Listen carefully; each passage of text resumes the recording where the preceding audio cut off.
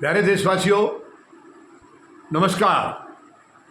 आप सब जानते हैं उपराष्ट्रपति श्री जगदीप धनखड़ अपने पद से त्याग पत्र दे चुके हैं, यानी उन्होंने इस्तीफ़ा दे दिया है। और ये इस्तीफ़ा किस वजह से दिया, क्या कारण है, क्या सच्चाई है, क्या है, वो मैं दूसरे वीडियो में आपको बता चुका हूँ, इसलिए इसमें उस बात को कहने की दोहराने की ज़रूरत नहीं है। इसमें केवल संतोष मलिक जी का एक आकलन मैं आपको बताऊँगा। संतोष मलिक जी ने ये आकलन किया है कि चलिए वो तो इस्तीफ़ा तो हो गया है, किस कारणों से हुआ है, क्या सच्चाई है, क्या गलत है, वो दूसरे वीडियो में ऑलरेडी बता दिया गया है। तो अब संतोष मलिक जी कह रहे हैं अगला उपराष्ट्रपति कौन हो सकता है। ये बात संतोष मलिक जी इन्होंने एक अपना आकलन किया, अंदाज़ा लगाया, वो मैं आपके साथ शेयर करना चाहूँगा। आपको मालूम है संतोष मलिक जी आपके अपने मतदाता जागृति संगठन की राष्ट्रीय अध्यक्षा हैं और उन्होंने ये आकलन किया है इनके इस्तीफे के तुरंत बाद। आकलन ये भी किया गया इस्तीफ़ा किन कारणों से दिया गया है, जो बताई जा रही है वो वजह है या कुछ और है, वो मैं दूसरे वीडियो में आपको बता चुका हूँ कि वजह कुछ और है, गंभीर वजह है। लेकिन अब जहाँ तक अगले उपराष्ट्रपति का सवाल आता है, उसमें संतोष मलिक जी का आकलन है क्या जेपी नड्डा अगले उपराष्ट्रपति हो सकते हैं।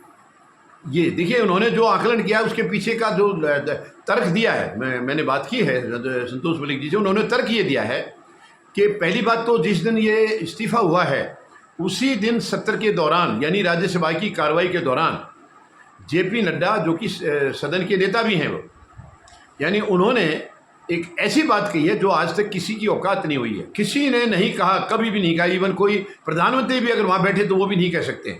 केवल और केवल चेयर का एकाधिकार है। ये चेयर का मतलब है जो राज्यसभा की कार्रवाई चला रहे हैं, जो मुखिया वहाँ बैठे हैं, चाहे वो चेयरमैन खुद बैठे हैं या वाइस चेयरमैन है या जो भी हैं, कोई एक जूनियर से जूनियर सांसद भी अगर उस कुर्सी पर बैठा है तो वो उस वक़्त वहाँ का एकाधिकार उन्हीं का है। दूसरा कोई व्यक्ति कह नहीं सकता जो जेपी नड्डा ने कहा है। जेपी नड्डा ने अपने सीने पर हाथ लगाते हुए ये कहा है, nothing will go on record, what ever I से विल गो ऑन रिकॉर्ड। यानी कुछ भी रिकॉर्ड में दर्ज नहीं होगा, रिकॉर्ड में कुछ भी नहीं आएगा, केवल जो मैं कह रहा हूं वही आएगा। ये जेपी नड्डा ने किस औकात से कहा, किस अधिकार से कहा है। हालांकि इनके खिलाफ तो कार्रवाई होनी चाहिए, क्योंकि वो चेयर के सामने ऐसा कह ही नहीं सकते, संविधान में कोई इसका अधिकार नहीं है। तो ये कैसे कह दिया। तो हो सकता है शायद अगले उपराष्ट्रपति इन्हीं को बनाते हो, ये कारण हो सकता है। श्री जगदीप धनखड़ के इस्तीफे का एक कारण ये भी हो सकता है कि इनके लिए जगह खाली कराई गई हो, क्योंकि इसके जो लॉजिक जो संतोष मलिक जी ने दिया है वो लॉजिक ये दिया है कि जेपी नड्डा बीजेपी के लिए कहें, प्रधानमंत्री महोदय के लिए कहें या गृह मंत्री के लिए कहें, इनके लिए उन्होंने बहुत वफादारी दिखाई है, बड़ी सेवा की है। जेपी नड्डा ने इन दोनों नेताओं की बड़ी सेवा की है, जो इन्होंने कहा वही उन्होंने किया है।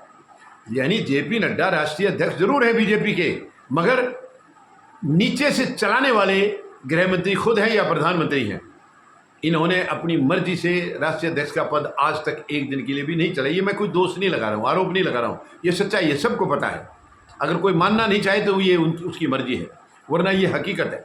यही वजह है कि अब उनको बार बार एक्सटेंशन दिया जा रहा है, क्योंकि इन जैसा कोई वफादार फिलहाल मिल नहीं रहा है, और मिल रहा है तो उसको आरएसएस पसंद नहीं कर रहा है।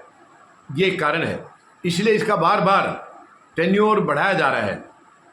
तो जब इतनी वफादारी उन्होंने दिखाई है तो शायद वफादारी का इनाम तो उनको दिया जाएगा। तो एक कारण संतोष मलिक जी ने ये बताया है कि शायद क्योंकि वो जो गृह मंत्री या प्रधानमंत्री ने कहा है वही उन्होंने किया है, तो वफादारी की कीमत यानी कि उसके लिए इनाम तो बनता है। तो ये कारण भी हो सकता है। या दूसरा, एक अगले वाइस प्रेसिडेंट के लिए, अगले उपराष्ट्रपति के लिए संतोष मलिक जी ने एक और भी नाम बताया है।